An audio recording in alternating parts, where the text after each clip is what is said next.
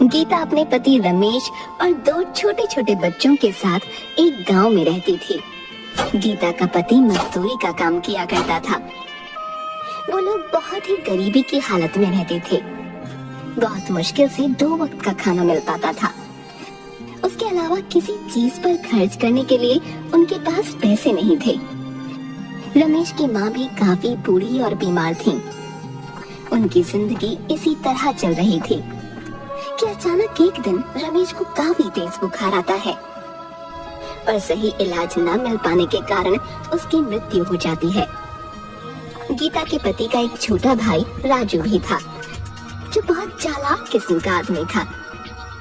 भाई की मृत्यु के बाद वो थोड़े दिन उसके परिवार और माँ की सेवा का नाटक करता है। कुछ दिनों में अपनी माँ को उल्लू बनाकर खेती बाड़ी की सारी जमीन अपने नाम लिखवा लेता है। राजू अपनी माँ से कहता है, देखो माँ, भाई की तो अब मृत्यु हो चुकी है। भाभी तो जाकर खेतों में काम करेंगी नहीं, सो मुझे ही सब देखना पड़ेगा। इन कागजों पर अंगूठा लगा दो। बाकी भाभी और बच्चों की चिंता मत करो, उनका सारा खर्च मैं उठा लूंगा। तुम लोगों को चिंता करने की जरूरत नहीं है। बूढ़ी माँ राजू की बातों में आकर अंगूठा लगा देती है, पर राजू बहुत मक्कार निकलता है। 2-4 दिनों में वो जमीन को औने पौने दाम में बेचकर गांव से फरार हो जाता है। कैसा कपूत पैदा किया मैंने, जो अपने ही घर को बर्बाद करके भाग गया। अब हम लोग क्या करेंगे? गीता पर तो दुखों का पहाड़ टूट पड़ा। वो सोचने लगती है, मैंने तो आज तक कोई काम नहीं किया, कभी घर से बाहर नहीं निकली। मैं इन 2 छोटे बच्चों को और अपनी बूढ़ी सास का कैसे ख्याल रखूंगी? भगवान ने हमारे साथ बहुत अन्याय किया। घर का एकमात्र सहारा हमसे छीन लिया। कुछ दिन बीतने के बाद खाने पीने का जो थोड़ा बहुत सामान था वो सब खत्म हो गया। अब तो ना घर में राशन था और ना ही पैसे बचे थे। गीता अपनी सास से कहती है, माँ जी, जो भी पैसे जुड़े हुए थे वो सब खत्म हो गए हैं। कुछ दिन तो कट गए, पर अब आगे का कुछ सोचना पड़ेगा। आस पड़ोस के लोग कुछ दिन तो उन लोगों की मदद करते हैं, पर धीरे धीरे सब लोग उन्हें उनके हाल पर छोड़ देते हैं। गीता अपनी बेटी से कहती है, बेटी, अब बस केवल थोड़े से दाल और चावल ही बचे हैं। आज का ही खाना बन पाएगा। कल से मुझे कुछ काम ढूंढने जाना पड़ेगा। मैं बहुत चिंतित हूँ कि तुम लोगों को अकेला छोड़कर मैं काम पर कैसे जाऊंगी। माँ जी भी तो बीमार रहती हैं, उन्हें किसके भरोसे छोड़कर जाऊं? आप चिंता बिल्कुल न करें। आप तो भगवान की इतनी पूजा करती हैं, और जरूर आपकी मदद करेंगे। हाँ बेटी, अब भगवान ही हमारी मदद कर सकते हैं। तुम भी उनसे प्रार्थना करना। चलो अब खाना खा लो। बच्चों और सास को खाना खिला लेने के बाद केवल थोड़ा सा ही खाना उसके लिए बचा। गीता जैसे ही खाना खाने के लिए बैठी तभी बाहर से आवाज आती है, क्या कोई घर पर है? इस भूखी बुढ़िया को भी खाना खिला दो। बूढ़ी अम्मा की आवाज सुनकर गीता तुरंत बाहर आती है और उन्हें बैठने के लिए कहती है। गीता ने अपने लिए जो थोड़े से दाल चावल रखे थे वो उस बुढ़िया को देने के लिए प्लेट में डालकर ले आती है। ये जो थोड़ा बहुत खाना है खा लो, मेरे पास आज केवल इतना ही भोजन है, आप इसे ग्रहण कर लें। बूढ़ी अम्मा खाना खाते खाते गीता से पूछने लगती हैं, क्या हुआ बेटी, उदास क्यों है? गीता उस बूढ़ी अम्मा को सारी कहानी बताते हुए कहती है कि किस तरह अचानक उसके पति की मृत्यु के बाद घर का सारा भार उसके ऊपर आ गया और कमाई का कोई जरिया नहीं है। आज तो राशन भी खत्म हो गया है। मुझे समझ नहीं आ रहा कि अपने छोटे छोटे बच्चों और बूढ़ी सास को छोड़कर कैसे बाहर काम पर जाऊं, और यदि काम नहीं किया तो इनके लिए खाना कहां से लाऊंगी? बूढ़ी अम्मा गीता की सारी बातें सुनकर उससे कहती है, तुमने ये जो दाल चावल बनाए थे इनमें बहुत ही स्वाद था। तुम्हारे हाथ में स्वाद है। घर के बाहर ही तुम दाल चावल का ठेला क्यों नहीं लगा लेती, जिससे तुम्हें घर छोड़कर कहीं जाना भी नहीं पड़ेगा और तुम्हारी कमाई का जरिया भी बन जाएगा। मैं तुम्हें एक नमक का पैकेट देती हूँ। ये एक जादुई नमक है। तुम अपने खाने में इसी पैकेट से नमक डालना, फिर देखना उस खाने का स्वाद। तुम्हारा सारा खाना हाथों हाथ बिक जाएगा और तुम्हें कभी पैसे की कोई परेशानी नहीं होगी। ये कहते हुए बूढ़ी अम्मा गीता को एक नमक का पैकेट देती हैं। आपका बहुत बहुत शुक्रिया अम्मा, आपने तो मेरी समस्या हल कर दी। अब मैं घर पर रहकर ही सब काम कर लिया करूंगी और मुझे अपने बच्चों को छोड़कर कहीं दूर भी नहीं जाना पड़ेगा। तुम बहुत ही अच्छे दिल की औरत हो। तुम्हारे मन में लोगों के लिए दया भाव है और तुम लोगों की मदद करना चाहती हो, इसीलिए मैं तुम्हें ये जादुई नमक दे रही हूँ। ये तुम्हारी बहुत मदद करेगा। हाँ, ये याद रखना, ये पैकेट कभी भी खाली नहीं होगा। बस तुम इसे एक जगह संभाल कर रख देना और हमेशा खाने में नमक इसी में से डालना। भगवान तुम्हारा भला करेंगे। ये कहते हुए वो बूढ़ी अम्मा वहाँ से चली जाती हैं। गीता अगले ही दिन भगवान का नाम लेकर खाना बनाने का काम शुरू करती है। पहले दिन वो दाल चावल ही बनाती है और उसमें वही जादुई नमक डालती है। वो अपने आसपास के सभी घरों में कहलवा देती है कि आज से वो दाल चावल बनाकर बेचने का काम शुरू कर रही है। जिसे भी दाल चावल लेने हो वो उससे खरीद सकता है। पहले ही दिन कुछ लोग गीता से दाल चावल खरीद कर खाते हैं तो उसके दाल चावल के स्वाद से वो लोग बहुत खुश होते हैं। गीता बहन, वाह क्या बात है, ये दाल चावल तो बहुत ही स्वादिष्ट है? हम भी रोज घर में दाल चावल बनाते हैं, परंतु ऐसा स्वाद तो कभी भी नहीं आया भाई। भाई ऐसे दाल चावल ना गुड्डू की माँ जो है 100 साल लगा कर भी नहीं बना पाएगी, बता रहा हूँ। स्वाद आया भाई सच में। गीता के बनाए दाल चावल धीरे धीरे पूरे गांव में मशहूर हो जाते हैं। पूरे गांव भर में उसके दाल चावल की तारीफ होने लगती है।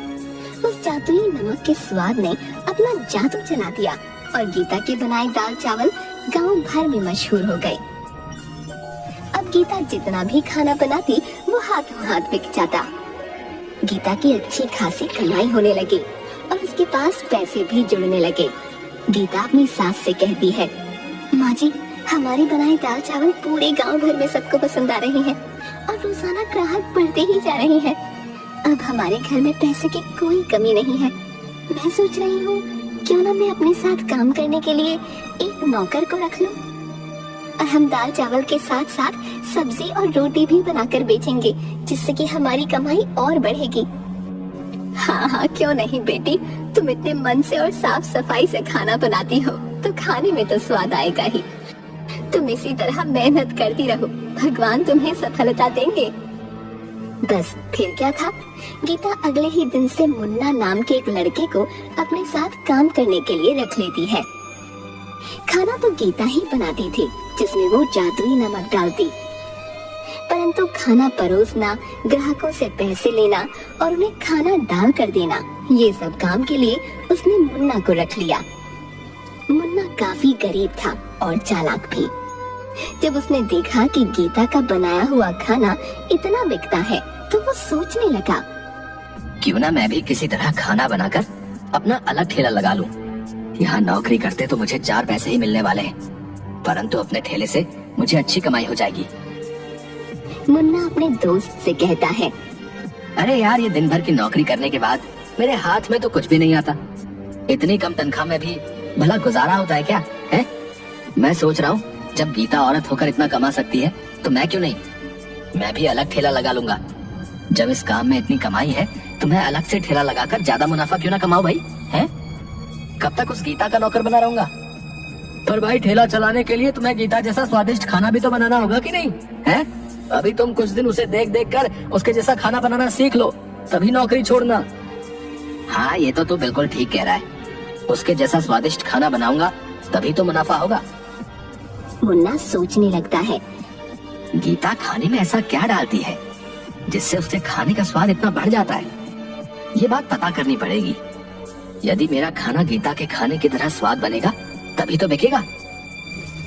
एक दिन छुपकर मुन्ना गीता को खाना बनाते हुए देखता है।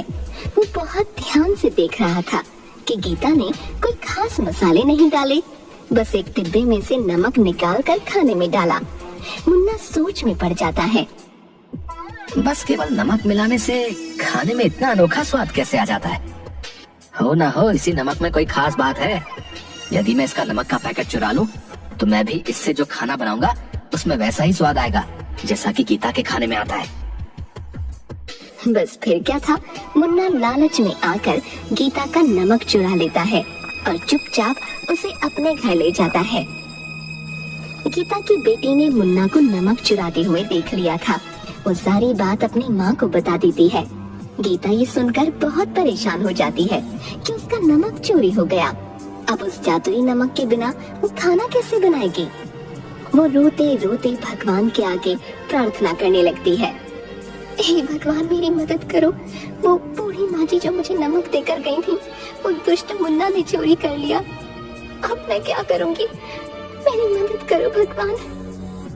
गीता जैसे ही रसोई घर में खाना बनाने जाती है, वो देखती है कि वैसा ही नमक का एक और पैकेट वहाँ पड़ा है। गीता ये देखकर बहुत हैरान हो जाती है कि ये नमक का पैकेट यहाँ कैसे आ गया। गीता भगवान का शुक्रिया अदा करती है कि उन्होंने उसकी मदद की। वो तुरंत जादुई नमक से खाना बनाने लग जाती है।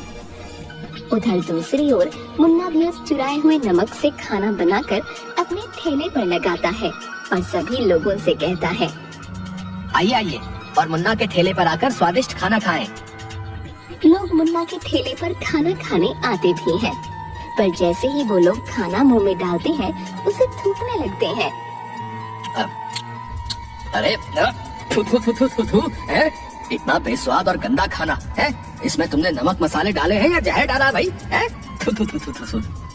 हमारे सारे पैसे बर्बाद कर दिए।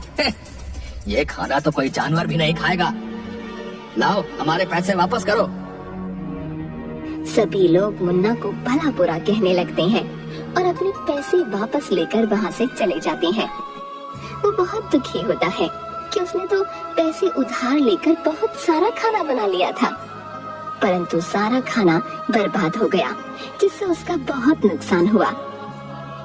अगले दिन मुन्ना रोते हुए गीता से माफी मांगने जाता है। उसे समझ में आ गया था कि एक भली औरत के साथ बुरा करने और चोरी करने का अंजाम उसे मिल गया है। वो गीता के आगे हाथ जोड़ते हुए कहता है, गीता बहन, मुझे माफ कर दो। मैंने तुम्हारा जादुई नमक चुराकर फायदा कमाने की सोची, परंतु मैं ये भूल गया कि जादुई चीज तो उसी व्यक्ति के यहाँ काम करती है जिसे वो दी जाती है। मैंने लालच में अंधे होकर तुम्हारा जादुई नमक चुरा लिया। मुझे माफ कर दो और मुझे अपने पास दोबारा काम पर रख लो। मैंने तुम्हारे यहाँ नौकरी छोड़कर बहुत बुरा किया। मेरे छोटे छोटे बच्चे भूखे मर जाएंगे। मुझ पर दया करो। मैं आइंदा कभी भी तुम्हें शिकायत का मौका नहीं दूंगा। मुन्ना को इस तरह से रोते देख गीता का मन पसीज जाता है। गीता मुन्ना से कहती है, अरे अब तुम रोना बंद करो। मैं इतनी कठोर नहीं हूँ कि तुम्हें दोबारा काम पर ना रखूं और तुम्हारे बच्चों को भूखा मरने के लिए छोड़ दूं। तुम्हें अपनी गलती का एहसास हो गया, बस इतना ही काफी है। पर आगे से हमेशा ये बात याद रखना कि किसी दूसरे की चीज पर अपनी नियत खराब मत करना, क्योंकि चोरी की चीज कभी तुम्हें अच्छा फल नहीं देगी, बल्कि उसके दुष्परिणाम ही तुम्हें भुगतने पड़ेंगे। मुन्ना को अपनी गलती समझ आ जाती है।